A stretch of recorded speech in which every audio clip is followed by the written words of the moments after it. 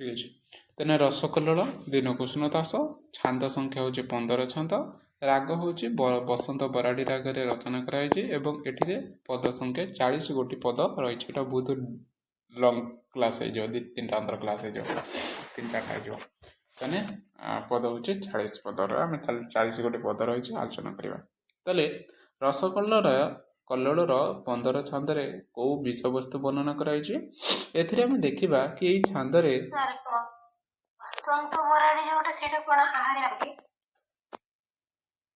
ना से आहरी ना यहाँ गोटे अलग बही अलग देला मुझे लिखाई मुझे आउ गोटे बही देखला यहाँ बसंत बराड़ी अच्छे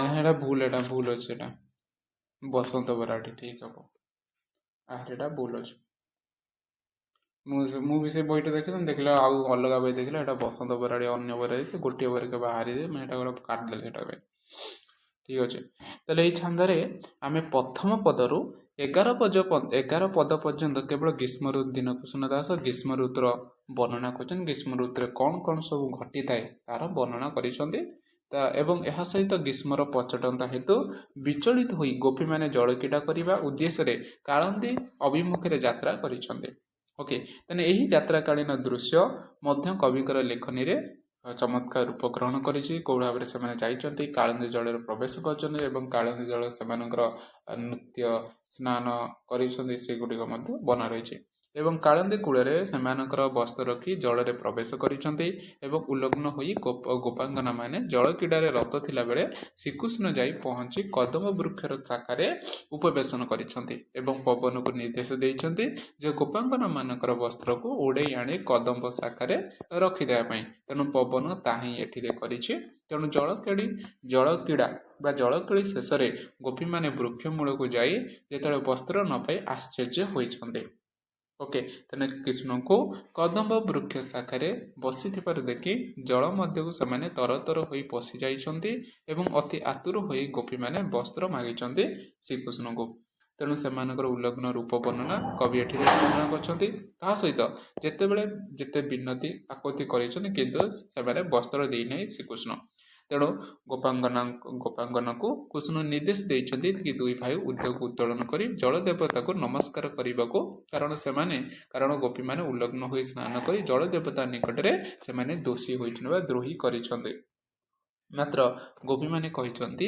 जे सेमाने मन वचन और कर्तव्य केवल जड़े जगदीता श्रीकृष्ण को जानिछन्ति और तांकर उद्देश्य रे सेमाने कौन कर नमस्कार करिछन्ति कृष्ण को यापर श्रीकृष्ण सेमानक वस्त्र प्रदान कराइछन्ति एवं गोपी माने लज्जा को परित्याग करी कृष्णकर निकट में संपूर्ण रूप से आपन को समर्पण करिथिबा एही वस्त्रहरण उपाख्यान रे प्रकटित करा जायछि ओके तेणु यही छांदर शेष दुई पदरे कवि लालित्यपूर्ण पद संयोजन कृष्णकर रूप से गुण रूप चित्र एठिरे वर्णना करा जायछि जोटा आम देखा पाइपर एवं यह सहित ये जो चित्र वर्णना कराई जो पंचम छांदर जो वर्णना कराई जो कथा वस्तु तेणु वस्त्रहरण प्रसंगटी कवि श्रीमद् भागवत ग्रहण करते एवं एथिरे निजर मौलिकता देखाइछन्ति तेणु भागवत जो गोपांगना माने कात्यायनी व्रत पालन करने से जमुना को स्नान करने को जाइछन्ति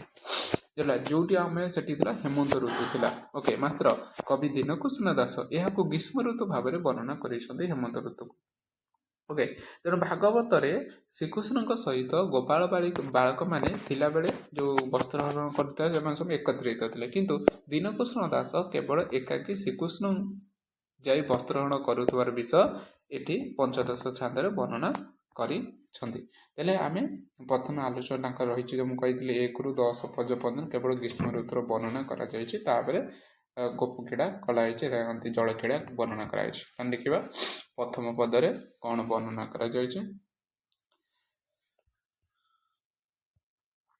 कहते दुईटा पद पढ़िए भलसे मन गोटे गोटे पद बोले किसी अर्थ बुझी हेनी प्रथम पद द्वितीय पद कौन कहते क्रमे मधु शेष होइला प्रवेश होइला ग्रीष्म समय करमारी कर महाखर तर कमल कुमार पराय सुजन की कहिबा मही तपत कराइला नृत्य पथिक पद को संग्राम भूमि अश्वमत କୁଶଳ ନତକି ଭ୍ରମଣ କୁଶକ ନତକି ଭ୍ରମରୀ ପରାଏ ଭ୍ରମିଲେ ବାତ ଚକ୍ର ମାନେ କୁଟୁମ୍ବୀ ଦିନ ଜନ ମନ ପରାଏ ସନ୍ତାପୀ ହେଲେ ଏକାଦିନେ ସୁଜନେ କୃଶ ହୋଇଲା ନଦୀ ଜଳ କାନ୍ତ ଘନ ରସ ବିହୀନେ ଯେମନ୍ତେ ଦିଶନ୍ତି ବିରହିଣୀ କୂଳ। ତାହେଲେ ଗ୍ରୀଷ୍ମ ବସନ୍ତ ସରିଯାଇଛି। ବସନ୍ତ ଋତୁ ପରେ ଧରାପୃଷ୍ଠରେ ଗ୍ରୀଷ୍ମ ଋତୁର ପ୍ରବେଶ ଘଟିଛି ଏବଂ ଗ୍ରୀଷ୍ମ ଋତୁର ପ୍ରବେଶ ଘଟିବା ପରେ କ'ଣ ହେଉଛି, ଗ୍ରୀଷ୍ମ ଋତୁରେ କ'ଣ ହୁଏ ତାର ଚିତ୍ର ଏଠିରେ କବି ଦୀନଭୂଷଣ ଦାସ ଦେଖାଇଛନ୍ତି। ମଧୁ ସମୟ ହେଉଛି ବସନ୍ତ ଋତୁ। କରମାଳିକର ହେଉଛି ସୂର୍ଯ୍ୟଙ୍କର ଯେଉଁ କିରଣ। ଖରତର ହେଉଛି ପ୍ରଚଣ୍ଡ। କମଳ କୁମାର ହେଉଛି ଅଗ୍ନି ହେଲା। କୁଶଳୀ ନର୍ତ୍ତକୀ ହେଉଛି ନିପୁଣ ନର୍ତ୍ତକୀ। ଭ୍ରମରୀ ପରାୟ ଅର୍ଥାତ୍ ଭଉଁରୀ ସଦୃଶ ହେଲା। ବାତ ଚକ୍ର ହେଉଛି ଖଣ୍ଡିଆ ଭୂତ। କୃଷ ହେଉଛି କ୍ଷୀଣ। କାନ୍ତ ଘନ ରସ କହିଲେ ସୁନ୍ଦର ମେଘ ଜଳ। ଓକେ, ଏଇସବୁ ପଦ ଗୁଡ଼ିକ ରହିଛି। ତେଣୁ ଆମେ ପ୍ରଥମ ପଦ ଆର ସରଳାର୍ଥ ଦେଖିବା ଏଟା କ'ଣ ରହିଛି। ତାହେଲେ କହୁଛନ୍ତି କ୍ରମେ ମଧୁ ଶେଷ ହୋଇଲା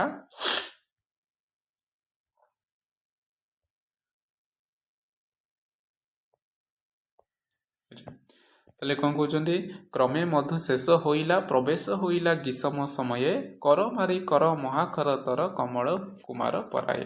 ତାହେଲେ କହୁଛନ୍ତି ତାହେଲେ କ୍ରମେ ମଧୁ ଶେଷ ହୋଇଲା ବସନ୍ତ ଋତୁ ଶେଷ ହୋଇଗଲା। ତାହେଲେ ବସନ୍ତ ଋତୁ ପଳେଇଛି ଏବଂ ଗ୍ରୀଷ୍ମ ଋତୁର ଆଗମନ ଧରା ପୃଷ୍ଠରେ କରିଛି। ତାହେଲେ କ୍ରମେ ବସନ୍ତ ଋତୁ ଶେଷ ହୋଇଯାଇଛି ଏବଂ ପ୍ରବେଶ ହୋଇଲା ଗ୍ରୀଷ୍ମ ସମୟ ଅର୍ଥାତ୍ ଧରା ପୃଷ୍ଠରେ ଗ୍ରୀଷ୍ମ ଋତୁର ପ୍ରବେଶ ଘଟିଛି। ତେଣୁ କରମାଳି କର ମହାଖରତର କମଳ କୁମାର ପରାଏ।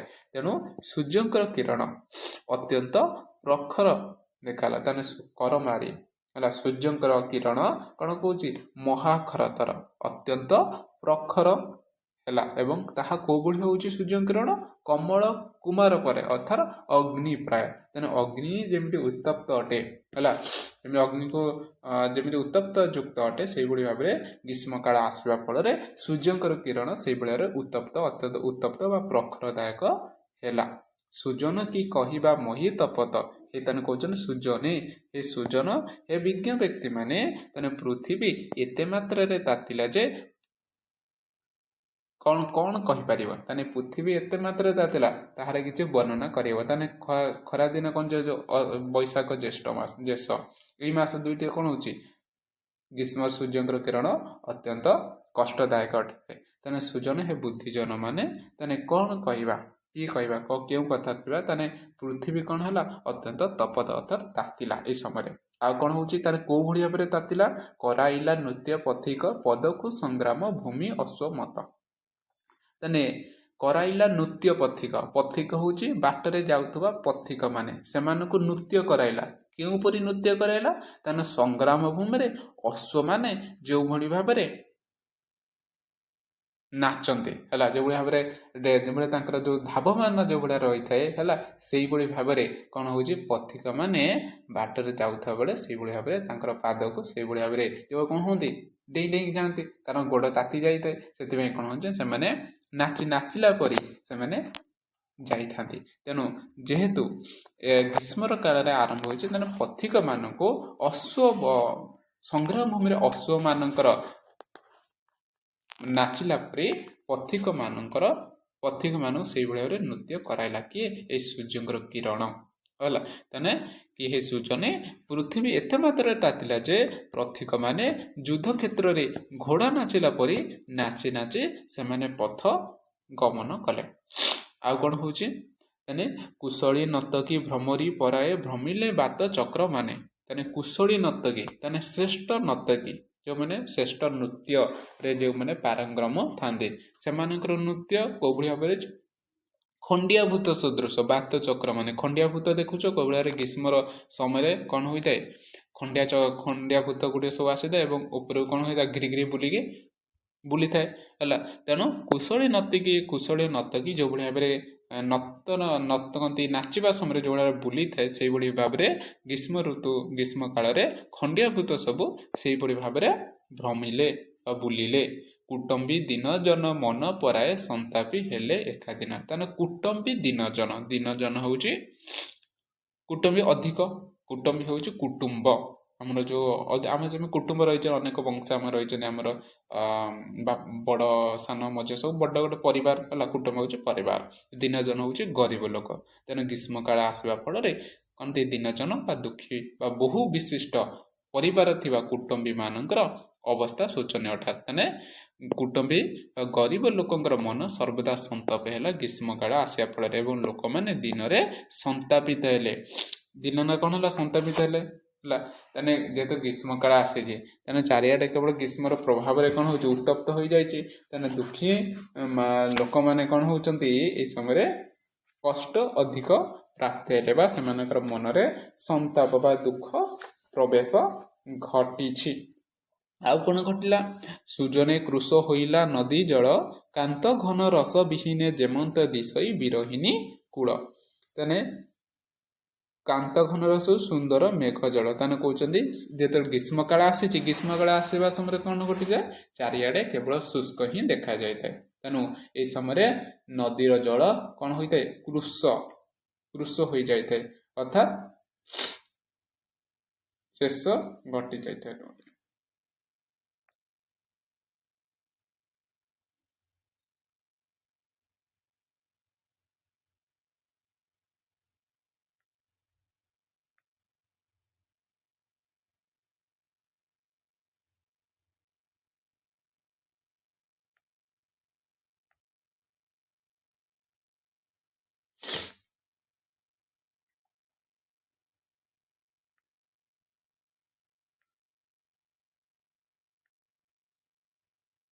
ଠିକ୍ ଅଛି।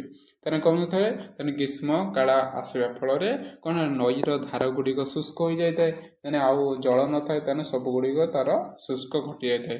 ଏବଂ ଆଉ କ'ଣ ଘଟିଥାଏ? କାନ୍ତ ଘନ ରସ ବିହୀନେ। ତେଣୁ ତେଣୁ ଯେମିତି ସ୍ୱାମୀ ବିନା ଯେମିତି ସ୍ତ୍ରୀମାନଙ୍କର ଅବସ୍ଥା ଯେଉଁଭଳି ଭାବରେ ଘଟିଥାଏ, ସେଇଭଳି ଭାବରେ ଘଟିଥାଏ। ତେଣୁ ଏହା ବିରହିଣୀ ସ୍ୱାମୀ ବିଚ୍ଛେଦରେ କ୍ଷୀଣ ହେଲା ପରି ଦେଖାଗଲା। ତେଣୁ କେଉଁ ଗୁଡ଼ିକ? ନଦୀ ଗୁଡ଼ିକ ହେଲା।